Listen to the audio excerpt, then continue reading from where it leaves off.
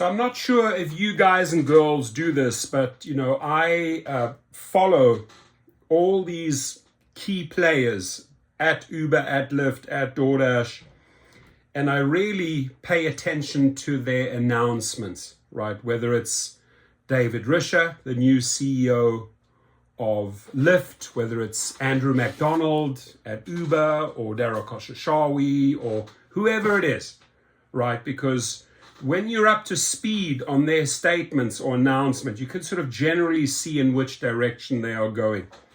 And it disappoints me beyond belief. Actually, I'm a little bit disappointed in myself that I gave this guy too much credit, right? He basically got 30 minutes of my time. Now, I didn't sugarcoat him. I wasn't nice. I was pretty brutal, straightforward in my style.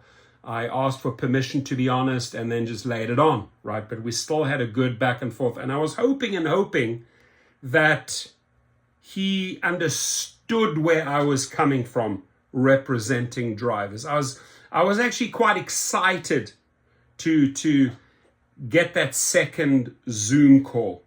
Now, David Risher, here's my announcement. I have canceled that second Zoom call with you. It's not taking place, right?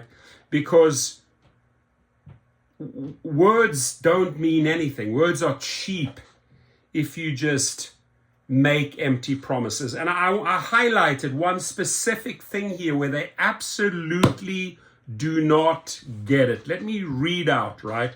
So in order to sort of win back Wall Street, in order to try and get this stock price out of this like $8 rut, right? He believes, hey, bringing in names is gonna, please Wall Street and the financial world, and it'll have some sort of repercussions in their stock price, maybe to a certain extent. So I'm thrilled to welcome Aaron Brewer as Lyft CFO, joining after senior roles at Charles Schwab, Atlassian, and McKesson. Okay, the Chief Financial Officer. Well, firstly, sir, whoever you are, welcome on board. I'd have to do more research, but here's the big problem. It's the next line, right? Where they absolutely F up every single time. This is where, again, you lost me, dude. You lost me. I was willing to come on board as a general, but maybe I need to slap the guy down a couple of more times and keep on just putting that relentless pressure, calling for strikes, and just keep on pounding Lyft and costing them a ton of money, right? Until they hopefully listen. So he writes here, she's succeeded, oh, it's a her, congratulations to her, at all a public high growth CFO needs to do, right? And that is a great person who puts customers at center of everything. Again, let me read this. Is a great person who puts customers at the center of everything. Key word left out here. You had an opportunity once again to make it all encompassing, but it's all about the customer. Ladies and gentlemen, do you see the word driver in there? Right? So, if this individual is really good with customers, throw in that word drivers and they'll do everything, right, for customers and drivers. Even if you put us in second place, but you have to announce us because we are the people, David Risher, that make you the money. So I saw a promising start, but you definitely do not have the gift of the gab when it comes to sending the right message to your money makers, right? And enjoy that 30-minute first Zoom call. You got a free consultation from me. I gave you insanely valuable input and was brutally honest. You are not off the hook. You owe me $650,000 on referrals. I will get it back, right? And the people in my channel know me. I'm relentless, and I funnel thousands and thousands and thousands of Lyft drivers into class action suits small claim suits, etc. So I cost him a fortune. But I was really willing to step up as a general and help and maybe consult and do follow-up calls to try and get LYFT on the right course.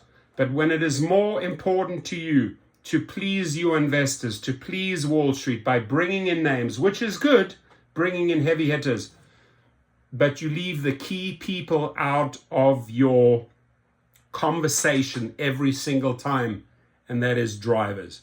You are not willing to pay the respect, right, and to the drivers. You're not willing to acknowledge their value. What is valuable to you, and you've shown it over and over and over again, are your customers, right? Your riders, your passengers. That is who is important to LYFT. So we will keep on fighting. We will keep on reminding them, right? We will keep on pushing for better pay. We will keep on pushing for better safety. We will strike. We will boycott. We will protest. We will join class action lawsuits. We will fight wrongful deactivations. We will work with legislators. We will oppose your bills, and we will fight you every single step of the way. As long as I'm one of the generals in the game, there's several generals, right? As long as I see myself as a general with a lot of soldiers that has more power at the end of the day, at least more power on social media, because we can distribute more.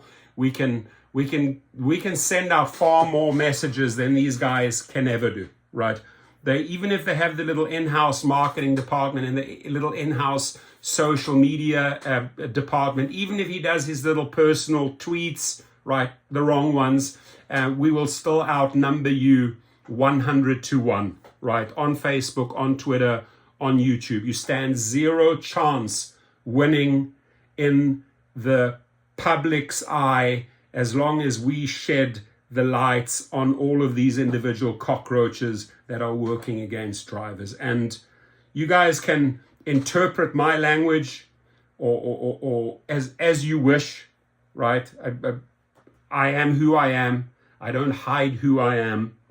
And I go for the jugular, just like a pit bull does, right? So you're not willing to work with us.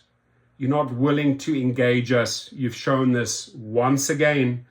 And I'm sorry to say that if that mindset or culture doesn't change, you lose. You will lose. We will keep you in that $8 hamster wheel until you finally get it. Ladies and gentlemen, please comment. How do you feel? I just feel like this is a slap in a driver's face. Is a great person who puts customers at the center of everything. Customers at the center of everything, right? We're not demanding that you put drivers at the center of everything, although that's the way it should be, right? But it's a combination of customers and drivers should be at the center of everything. So I encourage you, every future tweet, I will be holding a microscope to your channel, to what you say. Words are powerful. You get to choose them. You get to publish them, right? You're the CEO of a worldwide corporation, right? You get to choose your words. Maybe sometimes they are prepared for you. If the people who are preparing your words or your tweets for you keep on leaving the drivers out, see where your stock price. We have the power, ladies and gentlemen, right? So I'm asking again, all the soldiers out there, unite, share, hammer them, right? And retweet it and add your language, right? Add your language. I'm not telling you what to tweet or what to say in your Facebook, but I am stating the obvious. Drivers are not the center of everything. They're not even listed. They're not even listed in this equation, right? And even if you're tying this statement to your CFO, you need to say in the next breath, we will do everything in our power in my relationship with the CFO to put customers and drivers at the center of everything. I am a stickler when it comes to wording. I put a lot of emphasis on the words you choose because, again, words are extremely powerful, especially coming from the highest position. So, again, my microscope is on you. You have lost that follow-up meeting. I am not your free consultant, as he tries. That is basically until you can actually make an announcement in your Twitter and say, you know what, drivers are also at the center of everything. As an advocate for drivers, I got to be hardcore. I can't let the fool off the hook if he chooses this direction, because this direction is one-dimensional, right? There's way more to LYFT than just customers. That's all I'm saying. Your comments, please.